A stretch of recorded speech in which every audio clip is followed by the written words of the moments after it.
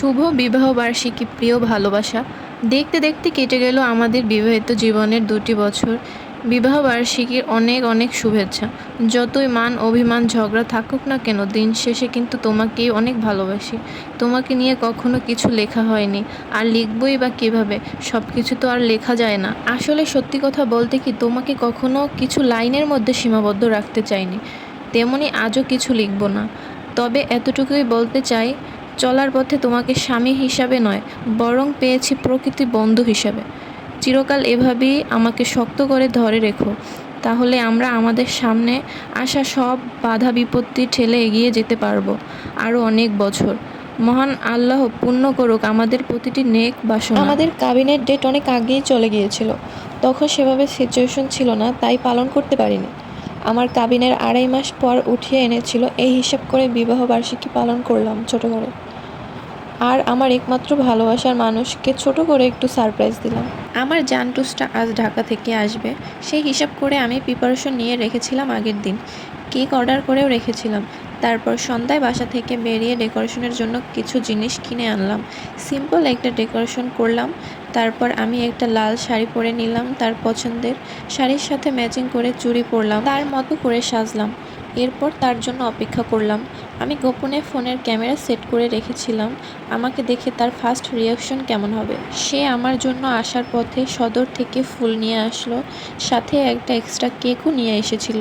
আর আগেই সে আমাকে অ্যানিভার্সারির জন্য রিং গিফট করেছিল। তারপর আমরা দুজনে একটু সুন্দর মুহূর্ত কাটালাম। আসলে সব সুন্দর মুহূর্ত ভিডিওতে ধারণ করা সম্ভব না।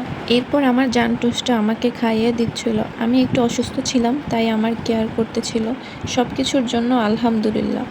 এরপর আমরা ল্যাপটপে আমাদের বিয়ের একটা ছবি সিলেক্ট করেছিলাম। বিয়ের ছবি সামনে রেখে আমরা ছবি তুলব তাই। তারপর আমি ওকে বললাম কেকটা একটু সাজিয়ে রাখতে। এরপর আমি ওর একটু ভিডিও নিলাম।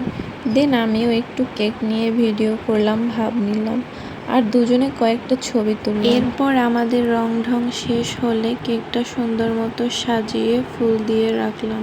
এরপর আমরা দুজনে একটু মজা করে ভিডিও মেক করেছিলাম। অ্যানিভার্সারির কিছু রিলস ভিডিও বানাবো, তাই আমরা দুজনেই হাতে টুয়ে লিখে একটা ভিডিও মেক করেছিলাম। তারপর সে আমাকে তার দেওয়া বেস্ট গিফট ফিঙ্গার রিংটা আমাকে পরিয়ে দিচ্ছিল।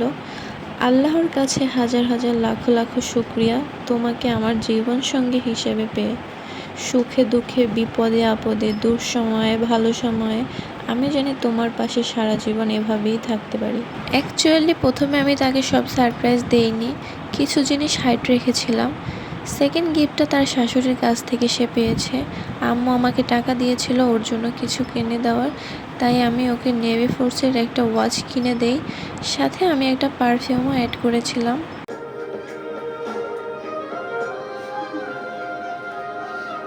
Thank you. ওয়েলকাম। আমার বেশি বেশি ঝগড়া করা যাবে, ঠিক আছে? আর বেশি বেশি করতে হবে। আমি ঘুষ দিয়েছি, এখন আর ঝগড়া করতে হবে আর বেশি বেশি করতে না। হবে।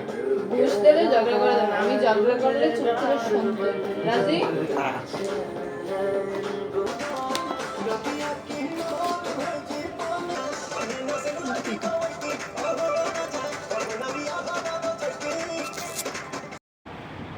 এরপর আমি ওকে ঘড়িটা পরিয়ে দিচ্ছিলাম। ঘুষ ঘুষ, ঝগড়া করলে চুপ করে থাকতে হবে, ঠিক আছে? নো। ইয়েস। কি বলো, আমাকে কিছু বলবা না?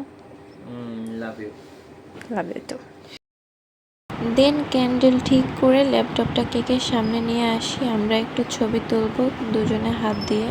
কেকটা হোমমেড কেক ছিল, আর আমি সেখানে লিখিয়েছিলাম ঝগড়া করে 2 বছর পার করলাম। বাঙালি মেয়েদের সংসার জীবনের সব থেকে মজার বিষয় হচ্ছে ঝগড়া করা স্বামীর সাথে। এরপর আমাদের মেইন পর্ব হচ্ছে কেক কাটা, তাই ক্যান্ডেল দুটো জ্বালিয়ে দিলাম।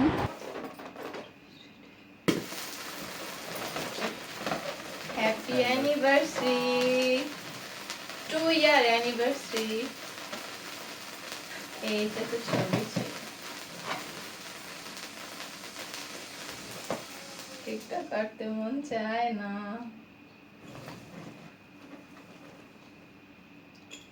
শেষ। ভারত ফুলা সব করছে। হ্যাঁ দেখছি, হাত দিয়ে উঠে।